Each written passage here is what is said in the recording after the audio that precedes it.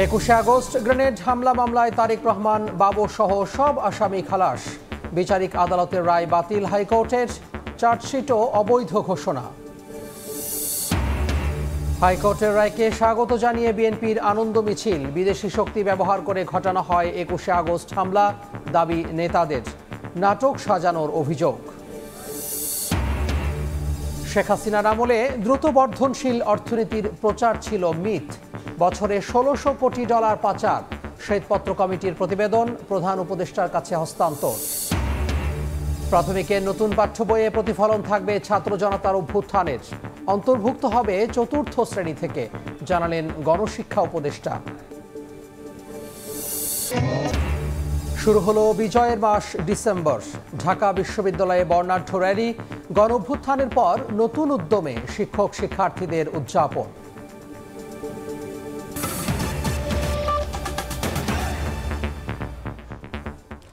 সময় সংবাদের সঙ্গে আছি আমি তোহা খান তামিম। 21শে আগস্ট গ্রেনেড হামলা মামলায় তারেক রহমান, লুৎফুজ্জামান বাবু সহ সব আসামিকে খালাস দিয়েছেন হাইকোর্ট। সেই সঙ্গে বাতিল করা হয় বিচারিক আদালতের রায়। বিচার অবৈধ ছিল বলেও পর্যবেক্ষণ দেন হাইকোর্ট। আইনজীবীদের দাবি, রাজনৈতিক কারণেই এ মামলায় বিএনপির শীর্ষ নেতাদের সাজা দেওয়া হয়। এদিকে হাইকোর্টের রায় দেখে ও নির্দেশনা নিয়ে আপিলের বিষয়ে সিদ্ধান্ত নেওয়া হবে বলে জানিয়েছেন অ্যাটর্নি জেনারেল। প্রথম এবং দ্বিতীয় যেটা, এই দুটাই মুফতি হান্নান তার জীবদ্দশায় উনি এটাকে রিট্রাক্ট করে গেছেন।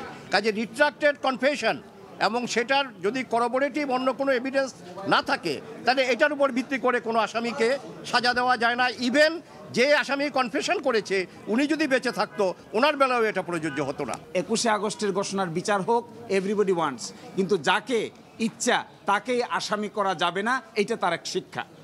এভিডেন্স যদি না থাকে, রাজনৈতিক বিবেচনায় কারো ঘাড়ে দোষ চাপিয়ে যদি বিচার করা হয়, তাহলে তার শেষ পরিণতি ভালো হয় না। তো 2 দশক যাবৎ এই 21শে আগস্টের মামলাটা বাংলাদেশের রাজনীতিতে ডমিনেট করেছিল এবং সম্পূর্ণভাবে শেখ হাসিনা এবং আওয়ামী লীগের নেতাদের প্রপাগান্ডার শিকার হয়েছিলেন জনাব তারেক রহমান সাহেব। সারা বছর আওয়ামী লীগ সরকার এটাকে ব্যবহার করেছে রাজনৈতিক উদ্দেশ্য প্রণোদিতভাবে।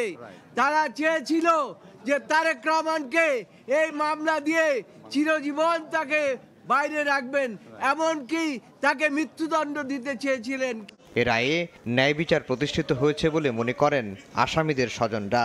রায়ের মাধ্যমে প্রমাণিত হয়েছে যে মামলাটি সম্পূর্ণ মিথ্যা ছিল, ভিত্তিহীন ছিল এবং আমরা ন্যায় বিচার পেয়েছি। এতে আমরা পারিবারিকভাবে খুশি হয়েছি। আমি জন্মের পর থেকে আমার বাসায় কখনো আমার আব্বুকে দেখিনি। আমার বয়স 17, আমার আব্বু জেলে থাকার বয়সও 17। এখন আব্বুকে পেয়ে অনেক খুশি। পরিকল্পিতভাবে বিদেশি শক্তি ব্যবহার করে 21শে আগস্ট হামলা ঘটানো হয় বলে অভিযোগ করেছেন বিএনপির স্থায়ী কমিটির সদস্য মির্জা আব্বাস। তারেক রহমান এবং বেগম খালেদা জিয়াকে ফাঁসাতেই আওয়ামী লীগ সরকার গল্প সাজায় বলেও মন্তব্য করেন তিনি। এদিকে হাইকোর্টের রায়কে স্বাগত জানিয়ে বিএনপি সিনিয়র যুগ্ম মহাসচিব রুহুল কবির রিজভী বলেন, তাদের দীর্ঘদিনের দাবি পূরণ হয়েছে। ভারপ্রাপ্ত চেয়ারম্যান তারেক রহমান 21শে আগস্ট হামলা মামলা থেকে খালাস পাওয়ায় কেন্দ্রীয় কার্যালয়ের সামনে আনন্দ মিছিল করেছে বিএনপি। এটি নয়াপল্টন থেকে শুরু হয়ে বিভিন্ন সড়ক ঘুরে আবার নয়াপল্টনে এসে শেষ হয়। রোববার সকালে জাতীয় প্রেস ক্লাবে আয়োজন করা হয় স্বাধীনতা, গণতন্ত্র ও ভোটের অধিকার শীর্ষক এক আলোচনা সভার। ন্যায় বিচারের সময় এসেছে। সভায় বক্তব্য রাখেন বিএনপির স্থায়ী কমিটির সদস্য মির্জা আব্বাস। জানান, রাজনৈতিকভাবে বিএনপিকে নেতৃত্ব শূন্য করতেই 21শে আগস্টের ঘটনায় নাটক সাজানো হয়। ভারপ্রাপ্ত চেয়ারম্যান তারেক রহমানকে খালাস দেওয়ার মধ্যে দিয়ে ন্যায় বিচার প্রতিষ্ঠিত হয়েছে বলেও মন্তব্য করেন তিনি। 21শে আগস্টে গ্রেনেড হামলা হয়েছিল, একটা বিদেশি শক্তি এই অপকর্মটা করে দেশ নেতৃত্ব খালেদা জিয়া এবং আমাদের নেতা তারেক, আজকের বিএনপির অ্যাক্টিং চেয়ারম্যান, ওনাকে ফাঁসাতে চেয়েছিল। একটা ভুল মিথ্যা মামলা তৈরি করে, সাজানো একটি গল্প তৈরি করে, সেই গল্পের উপরে ভিত্তি করে তাকে সাজাও দিয়ে দিয়েছিল। আজকে প্রকাশ পেয়েছে, রায় ঘোষণা হয়েছে, যেখান থেকে তারেক রহমান সাহেব এর মধ্যে দায়ী ছিল না বিধায় তাকে খালারে দেওয়া হয়েছে। এদিন নয়াপল্টনে সংবাদ সম্মেলন করেন বিএনপির সিনিয়র যুগ্ম মহাসচিব রুহুল কবির রিজভী। বলেন, 21শে আগস্ট গ্রেনেড হামলা মামলায় তারেক রহমানের খালাসের মধ্য দিয়ে বিএনপির দীর্ঘদিনের দাবি পূরণ হয়েছে। জনাব তারেক রহমানকে এবং বিএনপির অন্যান্য নেতৃবৃন্দকে জোর করে রাষ্ট্রশক্তি দিয়ে সাজা দিবে, শাস্তি দিবে, এটাই ছিল তাদের উদ্দেশ্য। আমি মনে করি যে আপিল বিভাগ যথার্থ বিচার করেছেন, ন্যায় বিচার হয়েছে এবং আমরা দীর্ঘদিন রাজনৈতিক সংগ্রাম এবং ন্যায় বিচারের জন্য যে সংগ্রাম করেছি তার কিছুটা হলেও আজকে প্রতিফলন হয়েছে। বাংলাদেশকে ভারত সুনজরে দেখে না উল্লেখ করে রিজভী বলেন, দেশে সাম্প্রদায়িক সম্প্রীতি নষ্ট করে আন্তর্জাতিকভাবে হেয় করার চেষ্টা চলছে। ভারত তার নিজের দেশের যেখানে সংখ্যালঘুদের নিরাপত্তা দিতে ব্যর্থ, সেখানে বাংলাদেশ নিয়ে এত মাথা ব্যথা কেন ভারতে? কামরুজ্জামান মামুন, সময় সংবাদ, ঢাকা। পিলখানা হত্যাকাণ্ডের কুশীলবদের পালাতে কারা সহযোগিতা করেছে তা জানতে চায় দেশের মানুষ। সকালে খুলনায় জামাতের কর্মী সম্মেলনে কথা বলেছেন দলটির আমির doctor Shafiqur Rahman. Star jute mill শ্রমিক ময়দানে এই কর্মী সম্মেলন অনুষ্ঠিত হয়। এ সময় আমির বলেন, ক্ষমতা স্থায়ী করতে প্রথমে পিলখানা হত্যাকাণ্ড এবং পরে জামাত নেতাদের ফাঁসি দেয় আওয়ামী লীগ। সেই সময়ে যারা ক্ষমতায় ছিল পিলখানায় সেনা সদস্যদের প্রকৃত খুনি তারাই। দেশের শান্তি বিনষ্টে ষড়যন্ত্রকারীদের রুখে দিতেও আহ্বান জানান জামাতের আমির। বলেন, বিদেশি প্রভুদের না মেনে জাতীয় স্বার্থে দল মত নির্বিশেষে সবাইকে ঐক্যবদ্ধ থাকতে হবে। কর্মী সম্মেলনের আগে নড়াইল সদরে এক পথসভায় অংশ নেন শফিকুর রহমান। ঢাকার পিলখানায় তৎকালীন বিডিআরের সদর দপ্তরে বাংলাদেশের দেশপ্রেমিক সেনাবাহিনীর 57 জন চৌকস প্রতিশ্রুতিশীল সেনা অফিসারকে তারা নির্দয়ভাবে হত্যা করেছিল। লাশগুলা নির্মমভাবে সেদিন ড্রেনের পানিতে ভাসিয়ে দিয়েছিল। কতিপয় লাশ তারা গুম করে ফেলেছিল। আলো নিভিয়ে অন্ধকারে তারা মানুষ খুন করে নির্বিঘ্নে তাদেরকে পালিয়ে যেতে দেওয়া হয়েছিল। কারা এই নেপথ্যে, খুনের নেপথ্যের নায়ক, কারা ষড়যন্ত্রকারী, কারা সিদ্ধান্তকারী, কারা সিদ্ধান্ত বাস্তবায়নকারী, আজও বাংলাদেশের মানুষ তা জানতে পারেননি। কারণ যারা ক্ষমতায় ছিল তারাই প্রকৃত খুনি ছিল। সিপিডি সবসময় স্রোতের বিপরীতে দাঁড়িয়ে গবেষণা করেছে। ছাত্র জনতার জুলাই বিপ্লবেও অবদান রেখেছে। বেসরকারি গবেষণা প্রতিষ্ঠানটির 30 বছরের পথ চলা নিয়ে রাজধানীর মহাখালীতে আয়োজিত অনুষ্ঠানে ভিডিও বার্তায় একথা বলেন প্রধান উপদেষ্টা ডক্টর মোহাম্মদ ইউনূস। এ সময় জনস্বার্থে গবেষণা কার্যক্রম চালিয়ে যাওয়ার কথা দেন সিপিডির প্রতিষ্ঠাতা চেয়ারম্যান ডক্টর রেহমান সোবহান। অনুষ্ঠানে দেশে চলমান সংস্কার গণতান্ত্রিক কাঠামোতে করার তাগিদ দেন বিএনপি নেতা ও সাবেক বাণিজ্যমন্ত্রী আমির খসরু মাহমুদ চৌধুরী। 1993 থেকে 2024 30 পার করে 31 বছরে centre for policy dialogue CPD এই 3 দশকের পথ চলায় অংশীজনদের নিয়ে রোববার রাজধানীর ব্র্যাক সেন্টারে দিনব্যাপী বিভিন্ন সেমিনারের আয়োজন করে গবেষণা প্রতিষ্ঠানটি। সকালের আয়োজনে অংশ নিয়ে সরকারের নীতি নির্ধারণের জনমত গড়ে তুলতে সিপিডির উদ্যোগের প্রশংসা করেন ব্যবসায়ী, রাজনীতিবিদ ও বিশিষ্টজনেরা। একটা পরিবারের চলতে কত টাকা লাগবে সেটা যদি সিপিডি 22,000 টাকা বলে তখন আমরা ভাবি যে আমরা সিপিডি 22,000 বলছি অথবা আমরা তো 25,000 বলবো। পিপলের ভয়েসটা কোথা থেকে আমরা পাবো? এক ভিডিও বার্তায় প্রধান উপদেষ্টা জানান, নিজের কর্মজীবনের প্রতিফলন দেখতে পান সিপিডির কার্যক্রমে। বলেন, বরাবরই স্রোতের বিপরীতে দাঁড়িয়ে কাজ করেছে জুলাই বিপ্লবে অবদান রাখা প্রতিষ্ঠানটি। একটি গণতান্ত্রিক, ন্যায়ভিত্তিক ও জবাবদিহিমূলক সমাজ প্রতিষ্ঠায় সিপিডি সবসময় সচেষ্ট থেকেছে। সাম্প্রতিক ছাত্র জনতার গণ অভ্যুত্থানের মনন সৃষ্টিতে সিপিডির গবেষণা ও জনসচেতনামূলক কার্যক্রম অশেষ ভূমিকা রেখেছে। আগামীতেও গণমানুষের জন্য কাজ করার কথা দেন সিপিডির প্রতিষ্ঠাতা চেয়ারম্যান অধ্যাপক রেহমান সোবহান। যেন স্বাধীনভাবে কার্যক্রম চালাতে পারে সেই প্রত্যাশা করেন সিপিডির সম্মানীয় ফেলো অধ্যাপক রওনক জাহান। This was a pioneering process. Today this process is proliferating. We hope this journey will continue.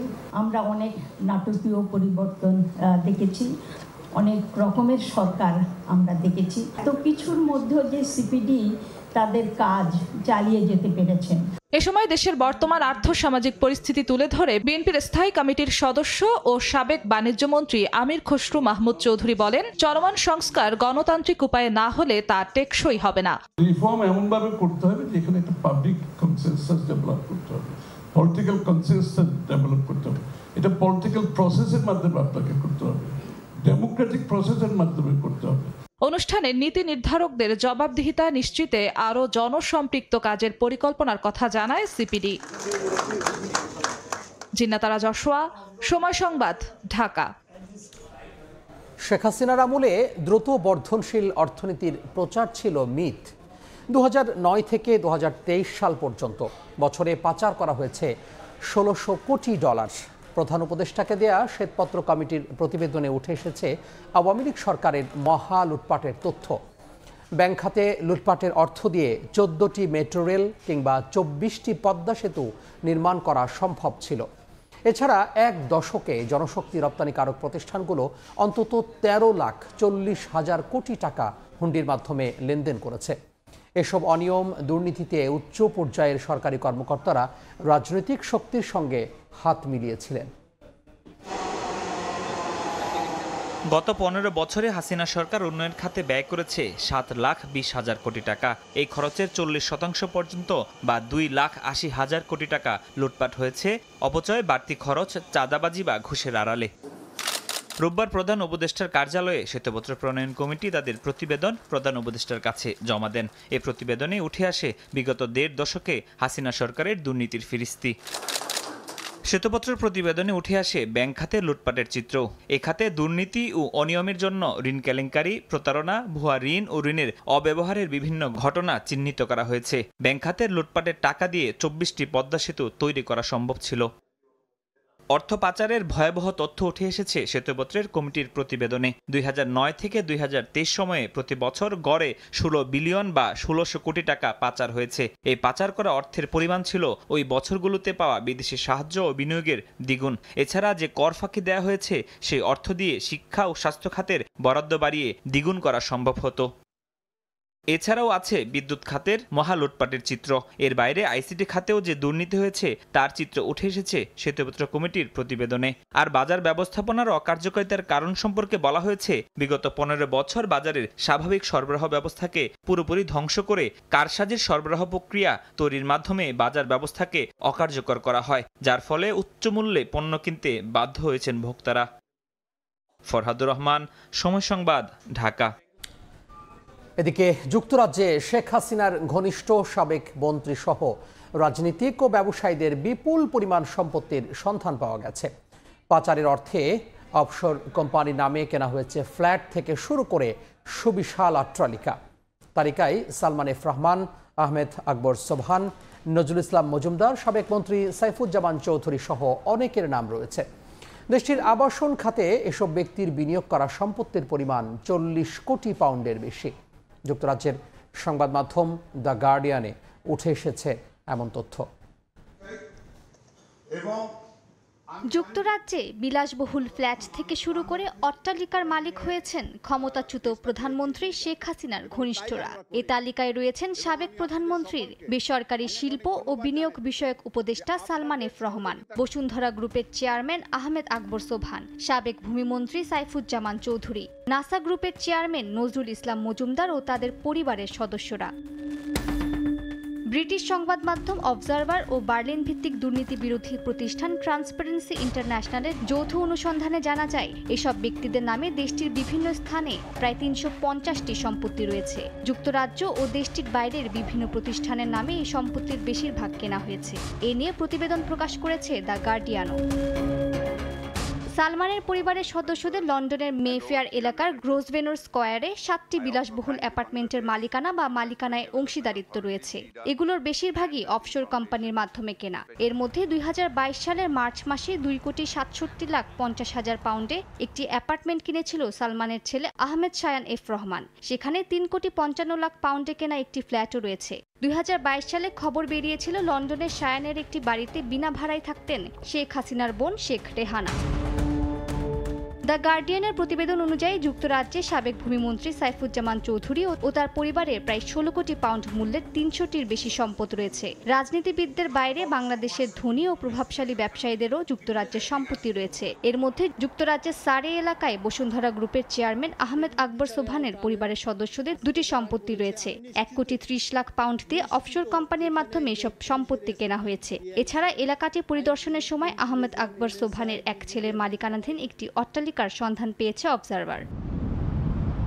দেশটিতে নাসা গ্রুপের চেয়ারম্যান নজরুল ইসলাম মজুমদারের সম্পত্তিও জব্দ করা হয়েছে। লন্ডনের কেনসিংটনে তিনিও তার পরিবারের সদস্যরা কিভাবে 3 কোটি 80 লাখ পাউন্ডের 5টি সম্পত্তি কিনেছেন তা খতিয়ে দেখতে চায় বাংলাদেশের সংশ্লিষ্ট কর্তৃপক্ষ।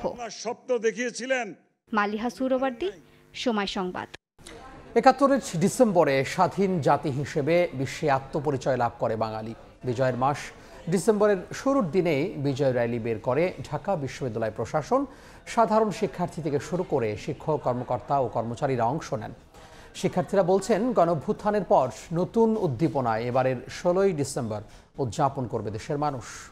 বিজয়ের মাসে এমন আয়োজন প্রায় প্রতি বছরই থাকে ঢাকা বিশ্ববিদ্যালয়ে। তবে এবারের মতো সাধারণ শিক্ষার্থীদের অংশগ্রহণ হয়তো দেখা যায়নি বহুদিন। রাজনৈতিক লেজুর বৃত্তির বাইরে এসে বিজয় র্যালিতে অংশ নেন প্রায় প্রতিটি হলের ছাত্রছাত্রী।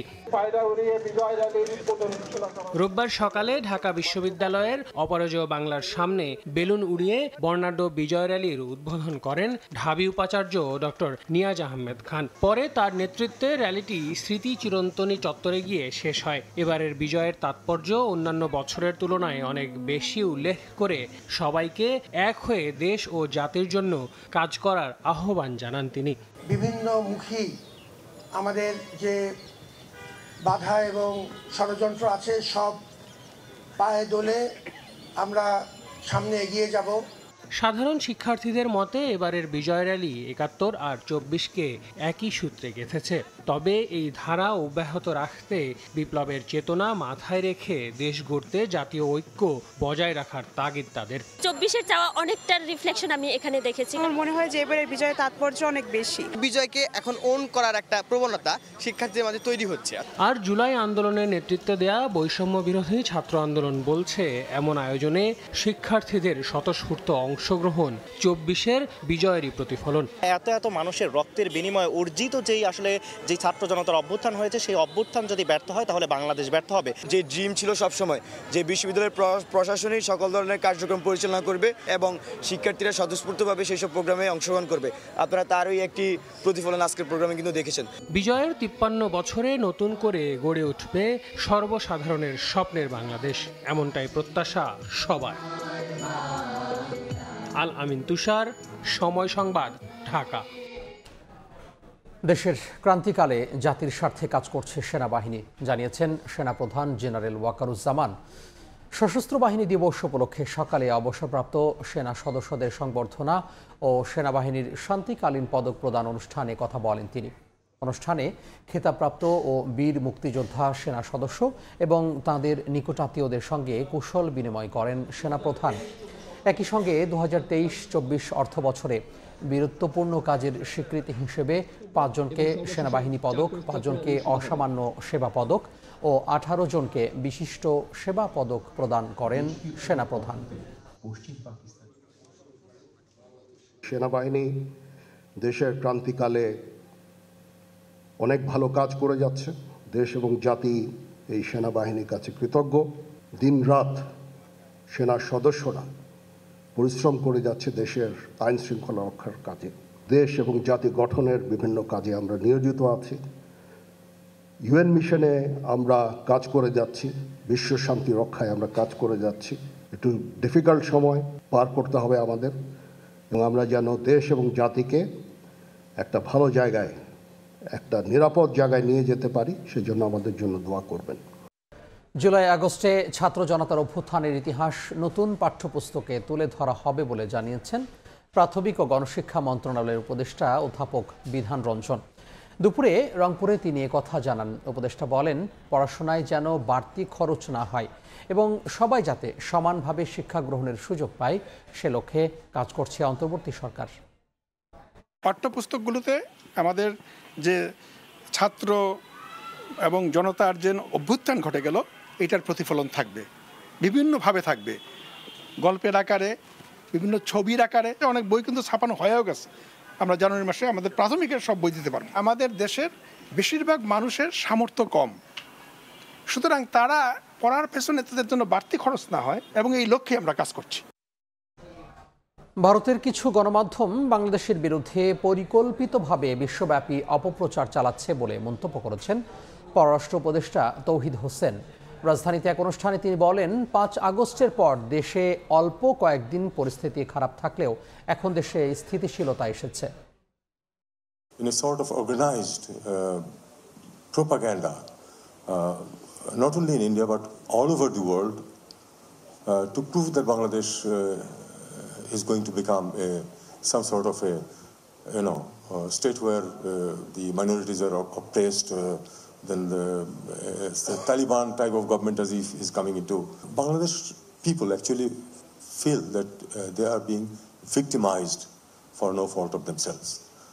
And the bad thing about this is that as these vitriolics continue, the sentiments start hardening. This doesn't give anything good to any party. July বিপ্লবের চেতনা নষ্ট করতে ভারতের মিডিয়া উঠে পড়ে লেগেছে বলে মন্তব্য করে আমার দেশের সম্পাদক মাহমুদুর রহমান। প্রতিবেশী দেশটির ষড়যন্ত্র ও ফ্যাসিবাদীদের ফিরে আসা ঠেকাতে ছাত্র জনতাকে সজাগ থাকার আহ্বান জানিয়েছেন তিনি। ইনকিলাব মঞ্চের শহীদী সপ্তাহ উপলক্ষে গ্রাফিতি ও স্লোগান পুনর্লিখন কর্মসূচি উদ্বোধনী অনুষ্ঠানে তিনি একথা বলেন। সাদা ক্যানভাসে প্রিয় বর্ণমালার গাঁথনিতে লেখা এক একটি নাম এখন স্মৃতির দেয়াল, যা তুলে ধরে জুলাই বিপ্লবের দগদগে ক্ষত। বীর যোদ্ধাদের অভূতপূর্ব অভ্যুত্থানের আন্দোলন ও মাতৃভূমি নিয়ে তারুণ্যের আকাঙ্ক্ষার প্রতিচ্ছবি হয়ে ওঠে শহরের সব দেয়ালের গ্রাফিতি। তবে অনেক দেয়ালে মুছে ফেলা হয়েছে স্বৈরাচার বিরোধী স্লোগান, মুছে ফেলা হয়েছে তারুণ্যের আবেগ। এবার শহীদী সপ্তাহ ঘোষণা করেছে ইনকিলাব মঞ্চ। সপ্তাহ জুড়ে জুলাইয়ের গ্রাফিতি ও স্লোগান পুনর্লিখন কর্মসূচি বিপ্লবের বর্ণআঁকি পালন করবে সংগঠনটি। বাংলাদেশের রাজনৈতিক দলগুলো যদি তার ক্ষমতার প্রশ্নে সেও যদি ফ্যাসিবাদকে আবার কোলে তুলে নেয়, কিন্তু যেই হাজারো হাজারো শহীদ, তাদের বাবা মা ভাই বোন, আমরা তাদের যেসব ভাইয়েরা বেঁচে আছি, তারা তো তাদেরকে ভুলে যেতে পারি না। বিপ্লবের স্মৃতি বাঁচিয়ে রাখার এই কর্মসূচিতে যোগ দেয় স্কুলের শিক্ষার্থীরাও, যারা জুলাই বিপ্লবকে ঘিরে স্বপ্ন দেখে একটি সুন্দর বাংলাদেশের। স্লোগানের উপর সাদা কালি মেখে কালো কালি মেখে মুছে দেওয়া যাবে, সেটা হবে না। একবার যদি খুনি মুছা হয়, সেখানে 100 বার খুনি লিখে দিব। আমরা চাই একটা সুন্দর শৃঙ্খলা রাষ্ট্র দেখতে, মানে যেখানে সবাই স্বাধীনভাবে বসবাস করবে, কোনো ফ্যাসিস্ট থাকবে না। তেজগাঁওয়ে সপ্তাহব্যাপী কর্মসূচির উদ্বোধন করেন আমার দেশ পত্রিকার সম্পাদক মাহমুদুর রহমান। বলেন, বিপ্লবের চেতনা নষ্ট করতে ভারতের মিডিয়া উঠে পড়ে লেগেছে। অসামান্য সাহসিকতার পরিচয় দিয়ে এই ফ্যাসিবাদকে নির্মূল করেছে বাংলাদেশ থেকে, এবং ভারতীয় হেজেমনির বিরুদ্ধে প্রাথমিক যুদ্ধে জয়লাভ করেছে। ভারতীয় মিডিয়াতে কিভাবে বাংলাদেশ বিরোধী প্রচারণা চালানো হচ্ছে, এবং সেই প্রচারণার একটি উদ্দেশ্য হচ্ছে, প্রধান উদ্দেশ্য, যে বাংলাদেশ যাতে একটি স্বাধীন জাতি হিসেবে মাথা উঁচু করে দাঁড়াতে না পারে। ভারতীয় ষড়যন্ত্র ও আধিপত্যের বিরুদ্ধে সবাইকে ঐক্যবদ্ধ থাকার আহ্বান জানান মাহমুদ রহমান। সানবীর রূপল, সময় সংবাদ, ঢাকা। প্রথমে করা হয় নাম্বার হ্যাক, এরপর টাকা চেয়ে SMS, অথচ এর কিছুই জানেন না গ্রাহক। চট্টগ্রামে এভাবে জনপ্রিয় মেসেজিং প্ল্যাটফর্ম হোয়াটসঅ্যাপে প্রতারণার জাল বিছিয়েছে একদল প্রতারক, হাতিয়ে নিচ্ছে লাখ লাখ টাকা। শাখাত চিপুর ক্যামেরায় বিস্তারিত কমলদের রিপোর্টে। হোয়াটসঅ্যাপ নাম্বার হ্যাক করার পর টাকা চেয়ে এমন SMS পাঠানোর জন্য স্বাভাবিক ঘটনা হয়ে দাঁড়িয়েছে। মোবাইল গ্রাহক জানেন না হ্যাকারদের কবলে পড়ে ক্ষতির মুখে পড়েছেন কতটা। 28 নভেম্বর এমন প্রতারণার ফাঁদে পড়েন চট্টগ্রামের এই সাংবাদিক। জানান, পুলিশ পরিচয়ে ফোন করে লিঙ্ক পাঠিয়ে তার হোয়াটসঅ্যাপ নাম্বার হ্যাক করে প্রতারক চক্র। এরপর কয়েক মিনিটেই পরিচিতদের কাছে SMS পাঠিয়ে হাতিয়ে নেওয়া হয় টাকা। সিএমপির কাউন্টার টেরোরিজম ইউনিটের SI আনোয়ার হোসেন পরিচয়ে সে আমাকে ফোন দেয়। ফোন দিয়ে বলে, আপনার টেলিফোন নাম্বারটি আমাদের সার্ভারের সাথে লিঙ্ক হয়ে গেছে, আমি আপনাকে কিছু পাসওয়ার্ড দিচ্ছি, এগুলো আপনি মোবাইলে ঢুকান। আমি মোবাইলে এগুলা ঢুকানোর সাথে সাথে আমার পুরো মোবাইলের নিয়ন্ত্রণ সে নিয়ে নেয়। শুধু হোয়াটসঅ্যাপ নাম্বার হ্যাক নয়, নাম্বার ক্লোন করো অভিনব কৌশলে প্রতারকরা হাতিয়ে নিচ্ছে লাখ লাখ টাকা, চুরি হয়ে যাচ্ছে গুরুত্বপূর্ণ তথ্য। মোবাইলটা চালু করলাম এবং পরবর্তীতে যখন এটা আমি হোয়াটসঅ্যাপের সেটআপে যখন ঢুকলাম তখন দেখলাম যে অন্য একটা নেটওয়ার্ক আমার সাথে অ্যাড আছে, মানে অন্য একটা নেটওয়ার্ক সে আমাকে কপি করে ফেলেছে। যদি কেউ হোয়াটসঅ্যাপ হ্যাক করে বা নাম্বার ক্লোন করে যদি অর্থ চায়, অবশ্যই সেগুলো যাচাই বাছাই করে যে ব্যক্তি চাচ্ছে সে ব্যক্তির পরিচয়টা আগে নিশ্চিত হওয়ার পরে যাতে তারা লেনদেনটা করে। এই অবস্থায় অপরিচিত নম্বর থেকে আসা কোনো লিঙ্ক ক্লিক না করার পরামর্শ আইন শৃঙ্খলা বাহিনীর। সে সাথে সাবধান থাকতে হবে টাকা লেনদেনও। কেউ যদি কোনো যোগাযোগ মাধ্যম ব্যবহার করে কোনো টাকা পয়সার বিষয়ে কথা বলে বা টাকা চায়, সেটা অবশ্যই যাচাই বাছাই করে এই বিষয়ে রেসপন্স করা উচিত বলে আমাদের মনে করি। দেশের উত্তর এবং দক্ষিণাঞ্চল থেকে প্রতারক চক্র এমন প্রতারণা চালিয়ে যাচ্ছে বলে বেরিয়ে এসেছে পুলিশের অনুসন্ধানে। কমল দে, সময় সংবাদ, চট্টগ্রাম। নীল জলরাশির বুক চিরে সেন্ট মার্টিনের উদ্দেশ্যে ছুটল MV-12 আউলিয়া। 9 মাসেরও বেশি সময় বন্ধ থাকার পর চলতি মৌসুমে 653 জন পর্যটক নিয়ে দেশের একমাত্র প্রবাল দ্বীপের উদ্দেশ্যে যাত্রা করে জাহাজটি। প্রবাল দ্বীপে 12 আউলিয়ার যাত্রা সংখ্যা ছিল জটিলতাও। 9 মাস ধরে নানা আলোচনার পর অবশেষে পথ খুলল সেন্ট মার্টিনের। প্রথমবারের মতো ট্রাভেল পাস নিয়ে রওনা হলেন 653 জন পর্যটক। রোববার সকালে কক্সবাজারের নুনিয়ারছড়ার BIWTA ঘাট থেকে ছেড়ে যায় জাহাজটি। নীল জলরাশির বুকে ছুটে চলার সুযোগ পেয়ে উচ্ছ্বসিত ভ্রমণ পিপাসুরা। অবশেষে যেতে পারতেছি, ট্রাভেল পাস পেয়ে গেছি, এইটাই আর কি ভালো লাগতেছে। জটিলতা যেটাই থাকুক না কেন কেটে উঠেছি। এই অনুভূতি আসলে বলে বোঝানোর মতো না। আমরা যশোর বিজ্ঞান ও প্রযুক্তি বিশ্ববিদ্যালয় থেকে এসেছি। খুবই ভালো লাগতেছে যে এত রেস্ট্রিকশনের মধ্যে দিয়েও আমরা আজকে প্রথম দিনই যেতে পারছি। যদিও এদিন 3টি জাহাজ ছাড়ার পরিকল্পনা থাকলেও ছেড়েছে কেবল MV-12 আউলিয়া। আমরা জাহাজ শুরু করেছি, প্রায় 700 মতো পর্যটক নিয়ে সেন্ট মার্টিনের উদ্দেশ্যে গেছে। ট্রাভেল পাসটা একটু জটিল বিষয় ছিল, প্রথম একটু হয়রানি হবে। আমরা যদি আশা করি কিছুদিন চলে এটা অভ্যস্ত হয়ে যাবে। স্থানীয় প্রশাসন জানিয়েছে আগামী জানুয়ারি পর্যন্ত দৈনিক 2000 পর্যটক যেতে পারবেন সেন্ট মার্টিনে। ট্রাভেল পাসও দেখলাম যে ইস্যু হয়েছে আর কি, তো যাত্রীরা সুশৃঙ্খলভাবেই যাচ্ছে। এছাড়াও আমরা যেটা করছি যে পরিবেশ মন্ত্রণালয়ের যে নির্দেশনা যে পলিথিন ব্যাগ ইউজ করা যাবে না, তো পলিথিন ব্যাগে যারা পলিথিন নিয়ে যাচ্ছে আর কি তাদেরকে আমরা পাটের ব্যাগ সরবরাহ করছি। এর আগে বৃহস্পতিবার কক্সবাজার সেন্ট মার্টিন নৌ রুটে পর্যটকবাহী জাহাজ চলাচলে অনুমতি দেয় জেলা প্রশাসন। সময় সংবাদ, কক্সবাজার। খেলার খবর। জমকালো আয়োজনে উন্মোচন হলো BPL একাদশ আসরের মাস্কট।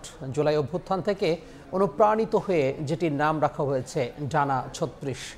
পাশাপাশি তারুণ্যের উৎসব নামে নতুন আয়োজনের ঘোষণাও এসেছে, যেখানে কেবল ক্রিকেট নয়, ফুটবল, কাবাডি সহ বার্ষিক সাংস্কৃতিক প্রতিযোগিতার মাধ্যমে সারা দেশ থেকে প্রতিভাবানদের তুলে আনা হবে।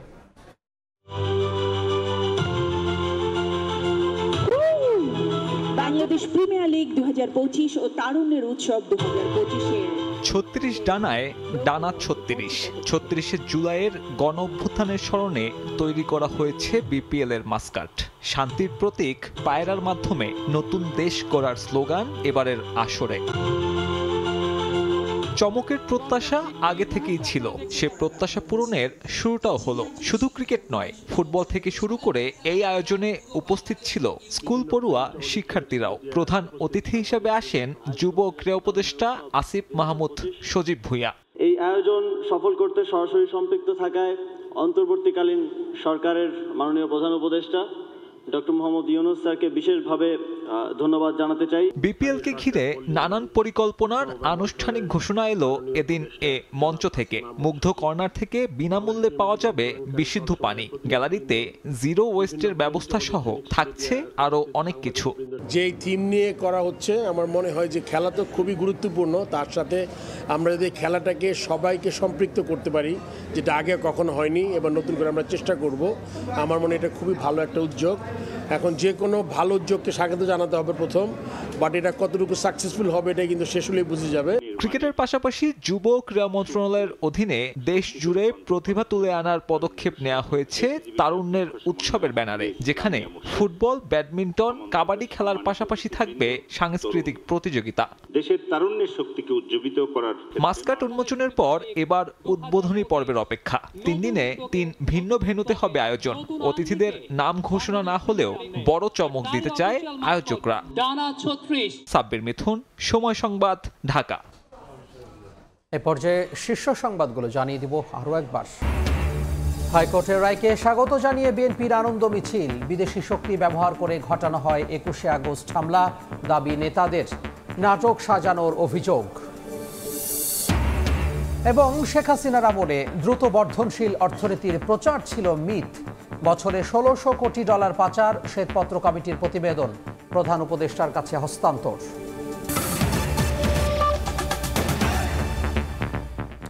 এই ছিল সময় সংবাদে, সঙ্গে থাকুন সময়ের।